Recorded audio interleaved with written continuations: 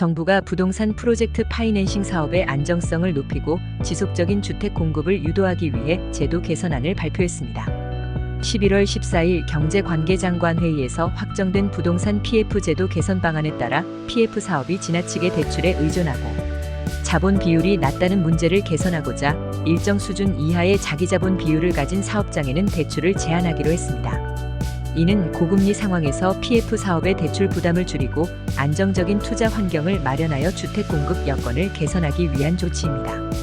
개선안에 따르면 앞으로 PF 사업의 자기자본 비율을 20% 이상으로 확대할 계획이며 자본이 부족한 사업장의 대출 의존도를 낮추기 위해 유휴 토지나 건물을 현물 출자 형태로 참여할 경우 양도차익 과세를 연기하는 방안도 포함되어 있습니다. 이렇게 안정적인 사업 구조를 조성해 고금리 대출 의존을 줄이고 사업 리스크를 완화하는 것이 목적입니다. 현재 PF 사업에서 자기자본 비율이 5% 내외에 불과하여 자본 부족 시 발생할 수 있는 리스크가 컸던 만큼 이번 조치는 PF 사업의 체질을 개선하는 데 큰 변화를 줄 것으로 예상됩니다. 또한 이번 제도 개선안은 PF 대출 시 사업성 평가를 강화해 PF 사업의 실질적인 안정성을 확보하도록 했습니다.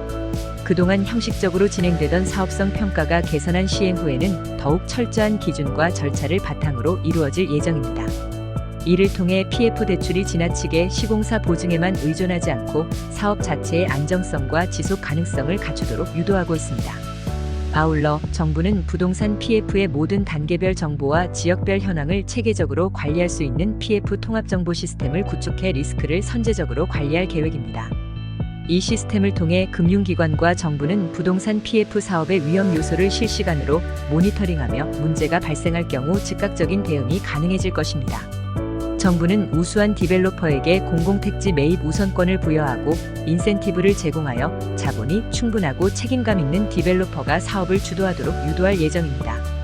이를 통해 PF 사업의 장기적인 지속 가능성을 높이고 공공성과 수익성을 동시에 추구하는 한국형 디벨로퍼를 육성하는 방안도 담고 있습니다. 공공택지 개발에서는 리츠 방식을 통해 공공성과 수익성을 동시에 높이며 안정적인 운영 및 관리가 가능한 개발 환경을 마련할 계획입니다.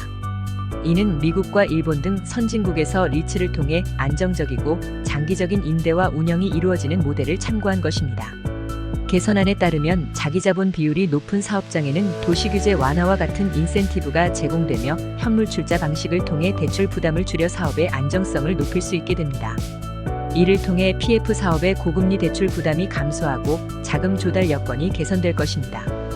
이번 개선안으로 인해 정부는 부동산 PF 사업의 자기자본 비율이 2026년까지 10%, 2027년 15%, 2028년 20%로 단계적으로 상향될 것으로 기대하고 있습니다. 정부는 부동산 PF의 안정성을 확보하고 주택 공급에 대한 여건을 개선하여 국민이 체감할 수 있는 변화를 가져올 것으로 기대하고 있습니다.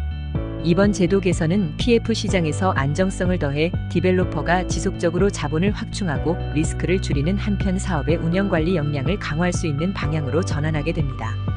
이로 인해 빚에 의존한 PF 사업이라는 기존의 구조적 한계를 개선하고 보다 안정적인 부동산 생태계를 조성하여 부동산 시장에 긍정적인 영향을 미칠 것으로 보입니다. 지금까지 하우스존 부동산 신문이었습니다. 지속적으로 부동산 뉴스와 매물을 동시에 받아보시려면 구독과 좋아요 부탁드립니다. 감사합니다.